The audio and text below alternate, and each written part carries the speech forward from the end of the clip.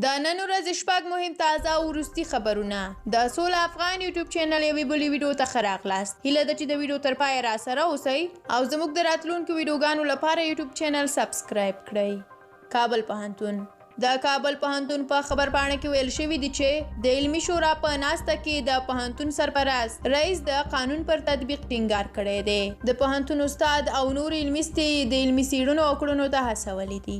برېښنا شرکت د برېښنا شرکت وایي چې افغانستان له ګاونډیو هیوادونو څخه 2.8 میلیونه ډالره پور وړی دی او دغه شرکت هڅه کوي چې دغه پور د پرې کولو لپاره یوه تګلاره پیدا کړي. او په دې وروستیو 2 میاشتو کې د تیلو بیو له امله د موټرونو کرایې لوړې شوې دي او همدا ډول خلک له اقتصادي کمزورتیا سره مخ دي چې له امله یې ډېری کابل ښاریان اوس تګ راتګ لپاره له بایسکلونو ګټه اخلي.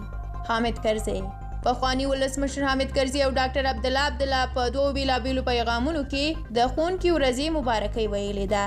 حامد کرزي هیله ښودلې ده چې ژر یو ځل بیا د ښځینه ښوونکو او زده کوونکو پر مخ د ښوونځیو دروازې پرانیستل شي. همدا ډول ډاکټر عبدالله د پوهنې بهیر د ښوونکو تېرې هڅې او کړنې ستایلې دي.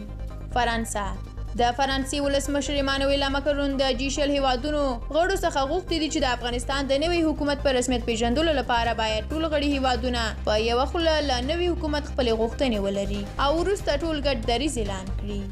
او په آخر کې هم دا خبر چې د نږدې 2 میاشتو ځنډ وروسته د پاسپورټونو د ویش لړۍ بیرته پیل شوه. د افغانستان پاسپورټ عمومي ریاست مسؤلین وایي چې په تیر کې د ورځې 3,000 پاسپورټونه ویشل کېدل خو اوس به دغه شمېر 2 برابره او هره ورځ به 6,000 پاسپورټونه ورکول کیږي.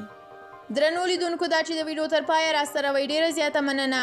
د دې لپاره چې زموږ راتلونکي ویډیوګانې له لاسه ورنه کړئ سولا افغان یوټیوب چینل سبسکرایب کړئ او که مو ویډیو هم خوښه شوې وي نو لایک یې کړئ. تر بیا الله مو مل شه ښه وخت ولرئ.